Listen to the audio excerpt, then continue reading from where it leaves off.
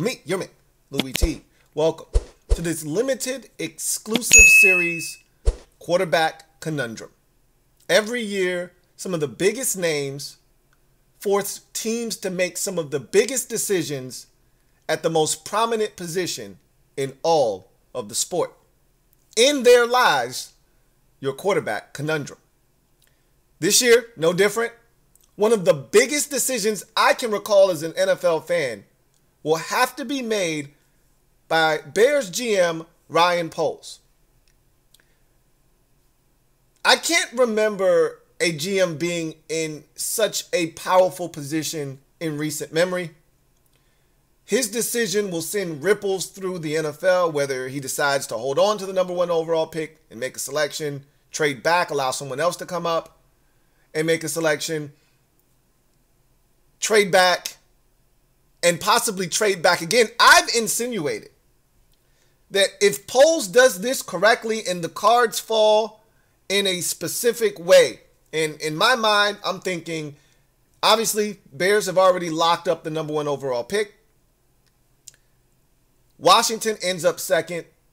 The Patriots end up third. And it could either go, it could go either way. It doesn't really matter. The Cardinals are going to end up with the 4th pick should Washington and the Patriots both lose and end up with 4 wins. Now, in a dream scenario for the Bears, the Patriots and Commanders both lose in Week 18, end up with the 2nd and 3rd pick, followed by the Arizona Cardinals at 4, and then the Giants at, say, 5.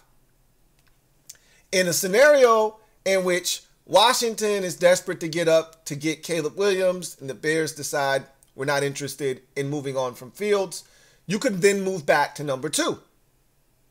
In that same scenario, after moving back from number 2, you could then call up the Giants and say, hey, if you're interested in Jaden Daniels or Drake May, I'm open for business. The Patriots are sitting right here, and if you don't come up, you could end up not getting your hands on one of these quarterbacks. And so you could conceivably double dip. Take that information from the Giants, run it to New England and say, hey, I got an offer on the table right now for the Giants to come up to number 2. What you trying to do, New England? It's your call. And you call their bluff, right? See if they're willing to come up from 3 to 2. And if so, you fleece not only one team, but 2, and you're still in front of Arizona, and you still could get your hands on Marvin Harrison Jr. Do you know what doing that in the same draft could do for the Bears' future? I mean, seriously. I mean, that's unfathomable, but that's the type of scenario that could play itself out for this Bears team. And that's one of the decisions you have to weigh if you're GM Ryan Poles. You could walk away with having 3 first-round picks in next year's draft, and potentially having a first-round pick or 2 extra seconds or whatever the case may be in the following year's draft. Again, this is all speculation. We don't know what the value will actually be to move back from 1 to 2. We know what happened last year when the Bears moved back from 1 to 9. And we saw the haul that they were able to get. Obviously, from 1 to 2 or from 1 to 3 isn't going to be as lucrative. But still, having those decisions rest in the palm of your hand if you're Ryan Poles, and the opportunity to, if you're going to keep Fields, you have to trade the number 1 overall pick. There's no sense in staying there and making a selection when you can trade back with either Washington or the team that's sitting there at number 3. Now, again, if that team isn't New England or Washington, if it's Arizona, then you can't trade back if you still want Marvin Harrison Jr. Because you have to assume that if the Cardinals stand pat, wherever they're selecting, whether it's 3 or 4, you have to assume that they're going to take Marvin Harrison Jr. Should he be available? Should he declare? Now, he hasn't done that yet, but the assumption is he's going to declare, but he's already also said that he would like to come back, beat the team up north, and win a Big Ten championship. Haven't done that in his career yet. We'll see what happens at the end of the day. A lot of decisions, as I've mentioned, and I haven't even mentioned the person who is at the center of all of this. Justin Fields. He is the quarterback conundrum, if you're a Chicago Bears fan. And to me, this is black and white. There is no gray area. You either want Fields or you don't. There is no in between here. The time for being on the fence and straddling both sides is over. Either your team Fields or your team Williams or whomever your GM Ryan Poles wants to go after. And so this outpouring of support for Justin Fields from not only the fans, we heard the chants during their last contest in Week 17 at home in the snow versus Atlanta as the Bears were piling it on and Fields was playing extraordinary football, leading them to a 20-point victory, 37-17. We heard the chants at the end of that ball game. We want Fields. We want Fields. After the game, he said, I will remember this for the rest of my life. He doesn't know if he'll play another home game as a member of the Chicago Bears at Soldier Field. He doesn't know. And if that is the last one, that's one that'll stick with him for the rest of his life. But it's also the outpouring of support from his teammates. We've heard from DJ Moore, who has been very vocal about wanting Justin Fields back. He has had a career year this year, and he's been on record multiple times of saying, I don't have this season without Justin Fields. I want him back. Now it's up to the higher ups. It's out of my control, out of my hands. He's one of the leaders of the team, is DJ Moore. He's saying that. There are other players on the team, like Cole Kmet, who have voiced his support of Justin Fields. To a man, every single player that we've heard from publicly, and again, what are they supposed to say? But they don't have to say anything, right? Guys are going out of their way to make sure that they make it publicly known that they want Justin Fields back here in Chicago. But as we all know, that doesn't mean a damn thing. Players last year voiced their support for interim head coach in Carolina, Steve Wilks, after the Panthers got hot. Sort of like how the Bears are getting hot right now. They were building momentum. And we saw how that situation went. Out with Wilks, in with Frank Reich, and a train wreck ensued. You could see a similar situation and a pseudo mutiny should they move on from Fields and things don't go well early on with whomever the new quarterback is, assuming that it's Caleb Williams. Fields has been extraordinary off the field. He's been the perfect representation of what you want your franchise quarterback to be. He's in the community. He's eloquent. He represents himself and the team well. Again, those things matter, but not as much as winning on the field, which is something that has eluded Fields in his career. He's 10-27 in his career. Now, he's 5-7 this season, and they've won 4 out of their last 5 games, and they seem to be hitting a little bit of a stride here. And you can even extend the conversation surrounding Fields to the head coach, Matt Eberflus.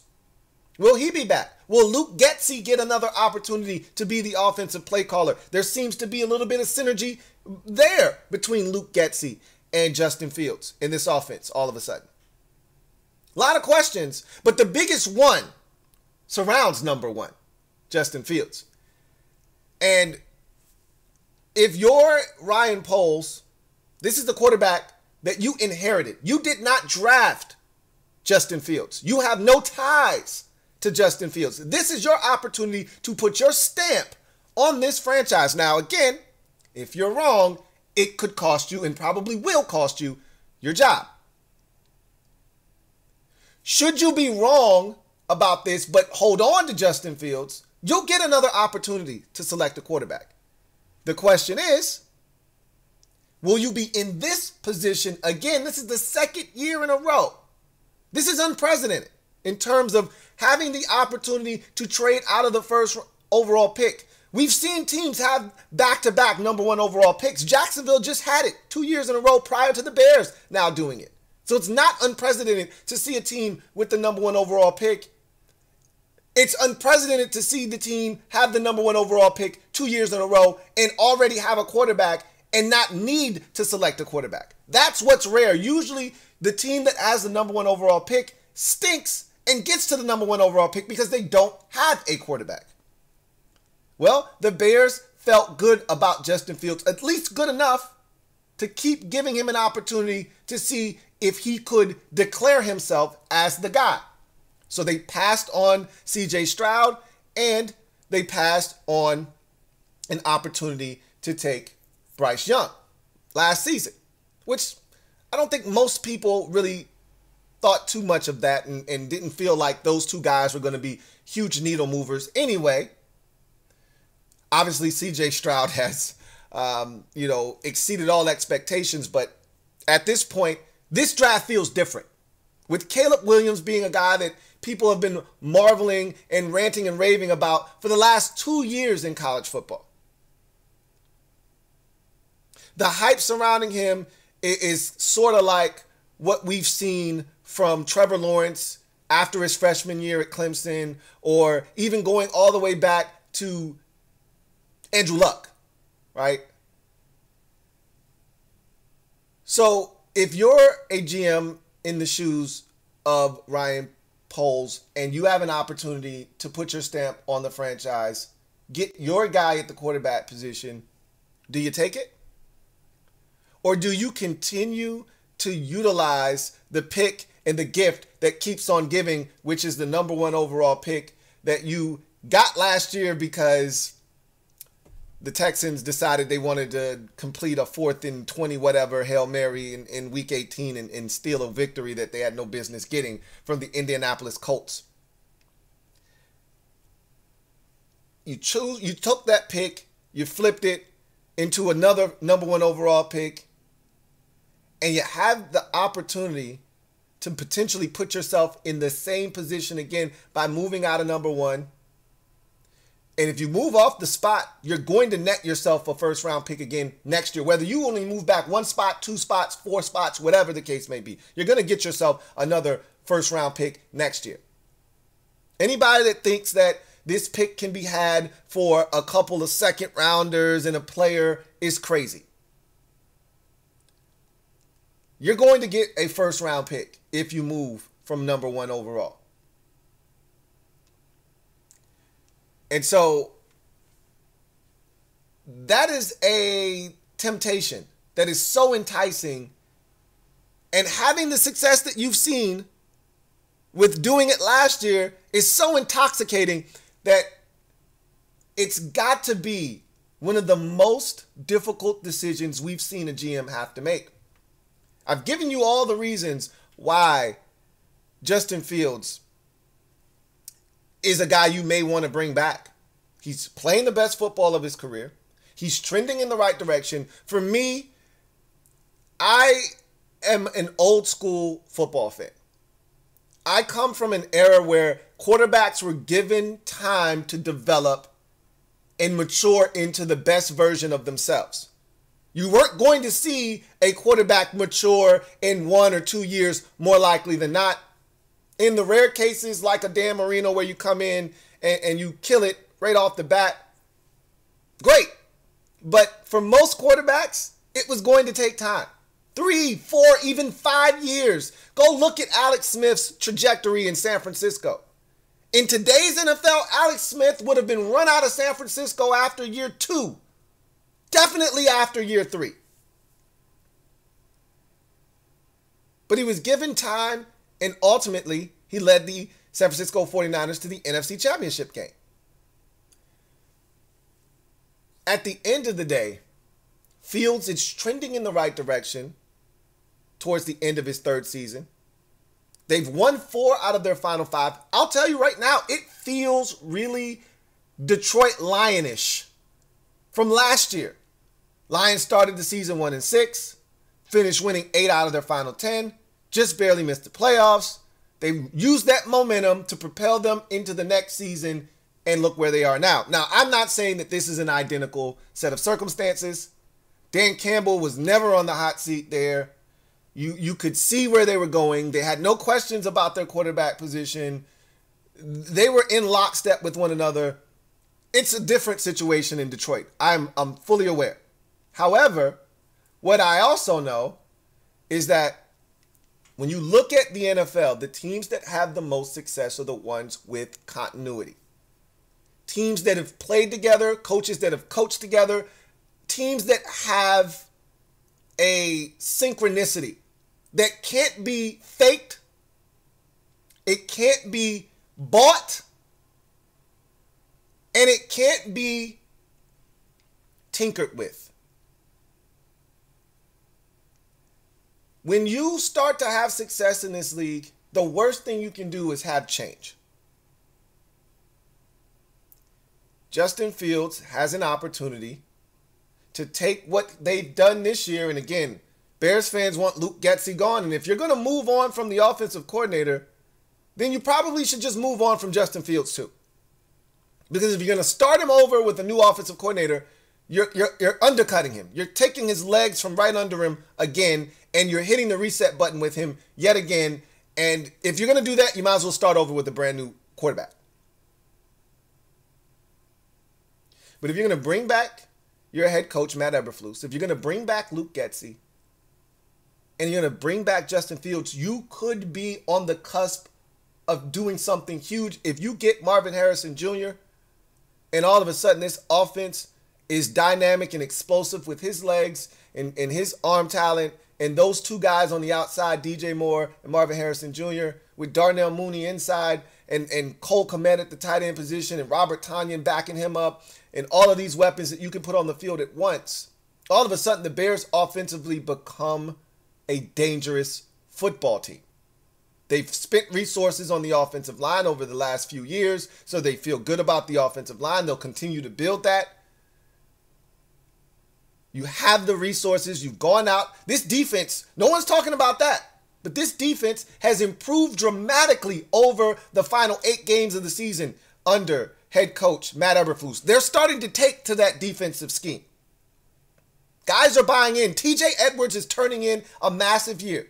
You're starting to see guys come of age. Montez Sweat has came over and done wonders for this defense, giving them a legitimate pass rusher up front.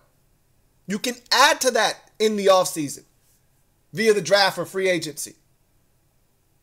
There's a lot going well for the Bears, and moving on from Fields could disrupt that. Moving on from Luke Getsy could disrupt that. Moving on from Matt Eberflus could disrupt that.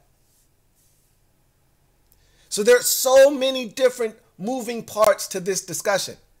But here's one thing that I want to interject into this conversation.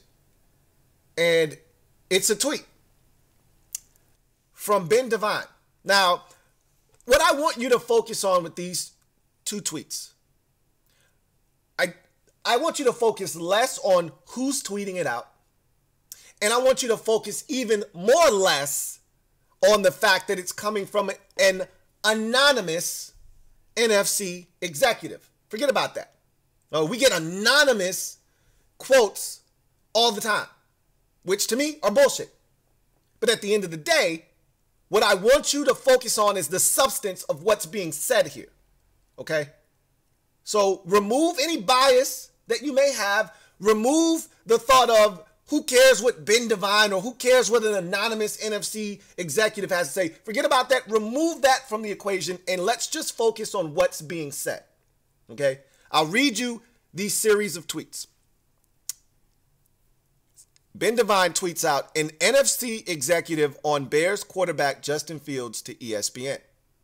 Quote, I just think we know what Fields is at this point. A great athlete and playmaker who misses some throws he shouldn't or doesn't always take the throws available to him. You can win some games with him, and he's got some elements to his game that are really impressive. But it's not sustainable long-term from a pocket passing standpoint, in my opinion. Closed quote. He adds, quote, if you throw the ball 35 times a game with Fields, then you might run into challenges. But it doesn't mean that you can't have success with him and that he can't win throwing the ball. He just needs the right offense and support system. Closed quote. Now, I agree with that statement wholeheartedly, except one part. And that's the very end of the first quote, which says it's not sustainable long-term in terms of being a pocket passer in the NFL. A lot of people felt the exact same way about Lamar Jackson early in his career. Now, Lamar Jackson won league MVP in his second season in the NFL? Or third season, I believe. He was in that same draft class with, it was his second season, 2019. They were the number one seed, and he burst onto the NFL landscape, and the rest is history, right? But there were still question marks about him as a passer. A lot of the same things people are saying about Justin Fields, they were saying about Lamar Jackson. Lamar is continuing to develop and become even better as a passer. He's led the Ravens to the number one seed this season. He's going to probably win his second MVP trophy. Now, again, I'm not saying the two are the same, all right? And I don't know if the trajectory of Justin Fields' career as a passer is paralleling that of Lamar Jackson's, okay? However, what I am saying is that, are we ready to say that Justin Fields can't get any better as a passer? That he can't continue to develop in that regard? That he can't become somewhat more accurate in a system that he's maybe a little bit more comfortable in?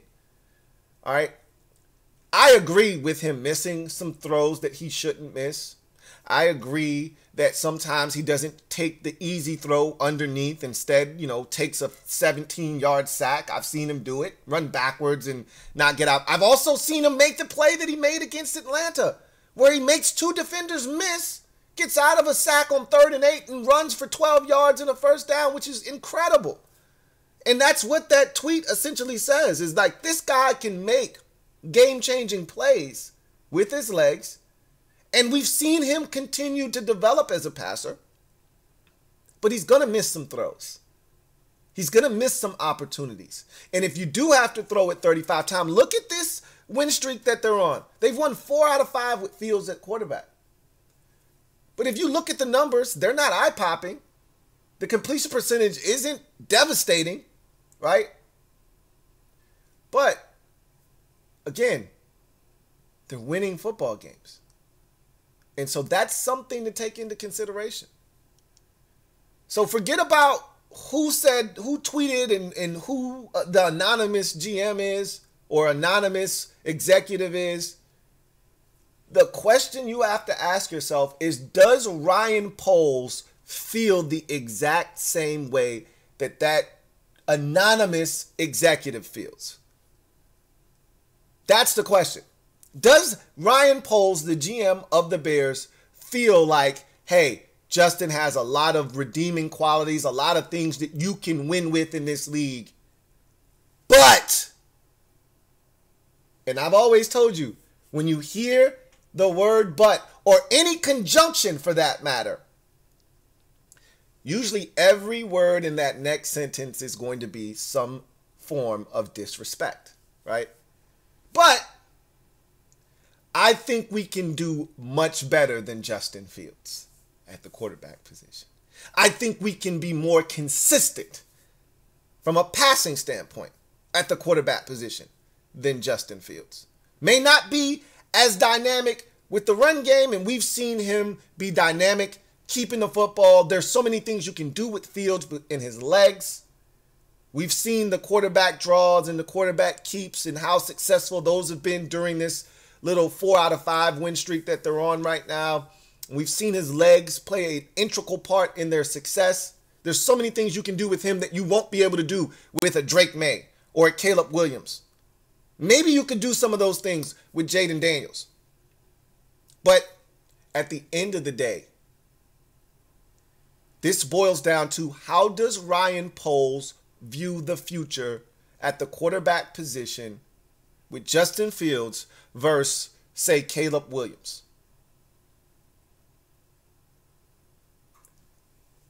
It's one hell of a debate that's going to take place this offseason. It's a hell of a decision that has to be made, and it is one that is franchise altering. No matter what he chooses, whether he rolls with Fields, picks up more draft capital, and as I like to say, kicks the can down the road, potentially, continues to put the Bears in a position that if they need to come back up and get a quarterback, they can, because they'll have multiple first-round picks again. And if they have to package up picks, they can do so. But if they don't ultimately need a quarterback, and they do make the trade, and they do end up with Marvin Harrison Jr., and you do end up with multiple first-round picks next year, and maybe you're able to take one, make a selection, take the other, trade it, and pick up another first-round pick. Who knows? It could turn into the gift that keeps on giving. Whatever the case may be, if you're right about Fields and you hold on to him, you can fast-track this thing into a success.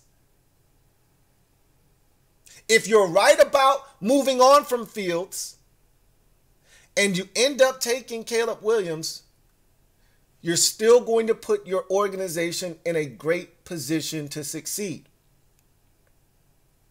You just have to be right.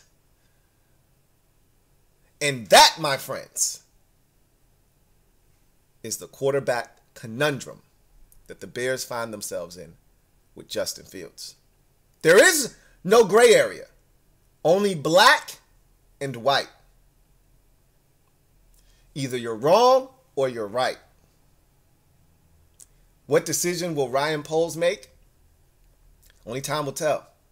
But one thing's for sure, it's one hell of a quarterback conundrum. I'm your man, Louie Tee, signing off. Until next time, you guys have a good one. Leave it down in the comment section. What do you think the Bears are going to do? And what would you do? Leave it down in the comment section. See you guys next time. Have a good one.